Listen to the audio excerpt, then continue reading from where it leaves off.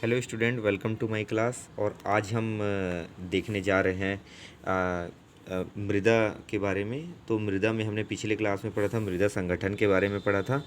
आज मृदा के भौतिक गुण के बारे में पढ़ेंगे। मृदा के भौतिक गुण, फिजिकल प्रॉपर्टीज़ ऑफ सॉइल। तो फिजिकल प्रॉपर्टीज़ ऑफ सॉइल में हम बहुत सारी चीज़ों को देखेंगे। इसमें से मृदा के भौतिक गुण पौधों की वृद्धि के लिए क्या होते हैं, पौधों की वृद्धि के लिए और रासायनिक जैविक गुणों के लिए, सभी के लिए कारगर होते हैं। ठीक है, जिसका भौतिक गुण अच्छा रहता है, भौतिक गुण अच्छे होते हैं, वो उसमें फसलों का उत्पादन अच्छा होता है। ठीक है, और पौधों की वृद्धि पर मृदा के रासायनिक और जैविक गुण बहुत प्रभाव करते हैं। ठीक है, तो मृदा के भौतिक गुण कौन कौन से भौतिक गुण होते हैं? तो वो होते हैं, पहले है सॉइल टेक्सचर हो गया, सॉइल टेक्सचर, मृदा कण या सॉइल टेक्सचर। ठीक है, तो सॉइल टेक्सचर क्या होता है?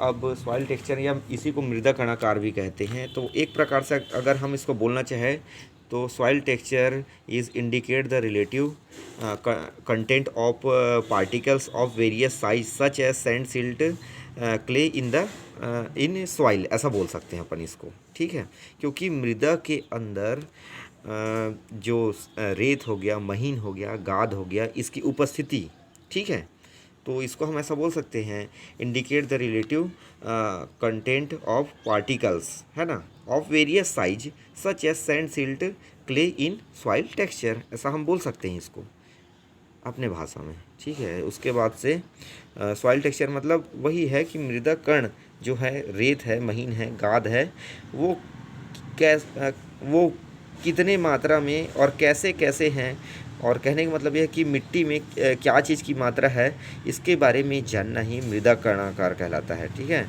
मृदा कणाकार मतलब वही है, मृदा में पाए जाने वाले कणों के बारे में जानकारी प्राप्त करना मृदा कणाकार है। ठीक है, इसके बारे में अध्ययन करना।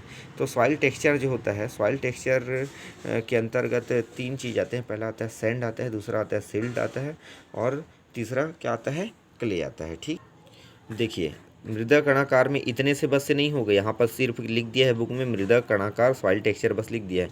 उसके बाद डायरेक्ट सॉइल स्ट्रक्चर लिख दिया है। और देखिए पढ़ाने के लिए किसको बोला है? सॉइल स्ट्रक्चर को बोला है। सॉइल टेक्सचर का कहीं पे वर्णन ज़्यादा नहीं है, तो इसको सबसे पहले हमको टेक्सचर के बारे में जानना पड़ेगा, है ना। तो क्या बोलते हैं, अंतर्राष्ट्रीय पैमाना के अनुसार से जो जिसको हम क्या बोलते हैं, बजरी बोलते हैं, या जिसको हम क्या कहते हैं, ग्रेवल कहते हैं, मतलब मोटे आकार के कण।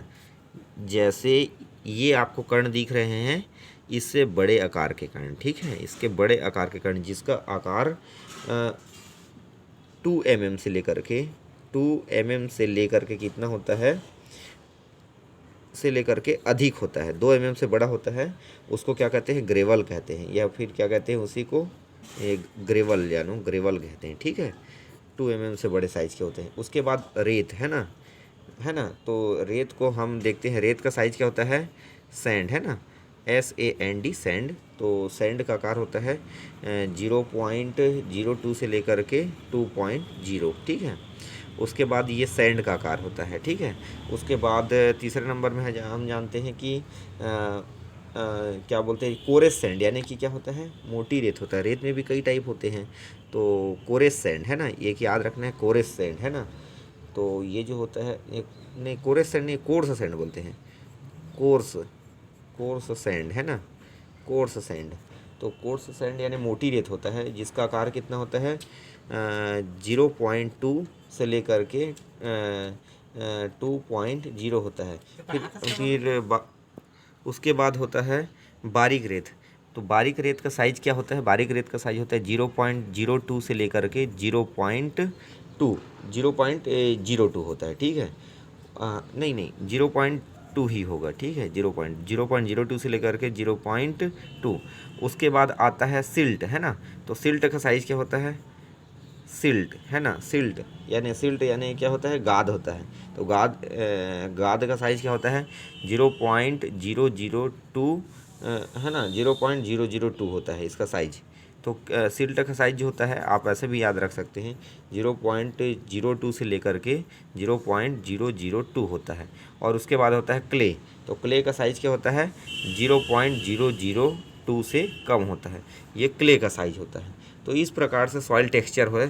सॉइल टेक्सचर में हमने क्या क्या बताया है, देखो यहाँ पास मैंने बहुत सारा लिख दिया है, तो मैं टिक लग। ग्रेवल यानी क्या होता है आपका बजरी जिसको बोलते हैं, उसका साइज़ 2 mm से बड़ा होता है। फिर सैंड यानी रेत का साइज़ 0.02 से लेकर के 2 mm तक होता है। इसमें भी एक मोटा रेत होता है जिसका साइज़ होता है 0.2 से 2 होता है, और बारीक रेत होता है जिसका साइज़ होता है 0.02 से लेकर के 0.2 होता है। उसके बाद सिल्ट का साइज़ 0.02 से लेकर के 0.002 होता है, और क्ले का साइज 0.002 से छोटा होता है, इसको क्ले कहते हैं। तो ये हो गया आपका सॉइल टेक्सचर के बारे में, ठीक है।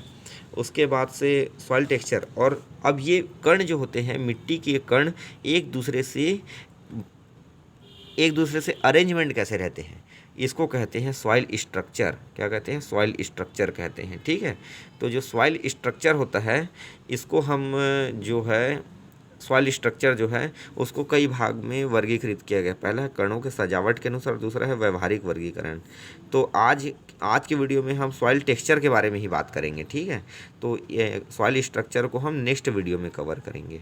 आई होप ये वीडियो आप लोग को समझ आया होगा, और इसको रिवाइज करके देखिए जहाँ पास भी आपको डाउट लगता है, और पुस्तक से भी एक बार पढ़िए। Thank you.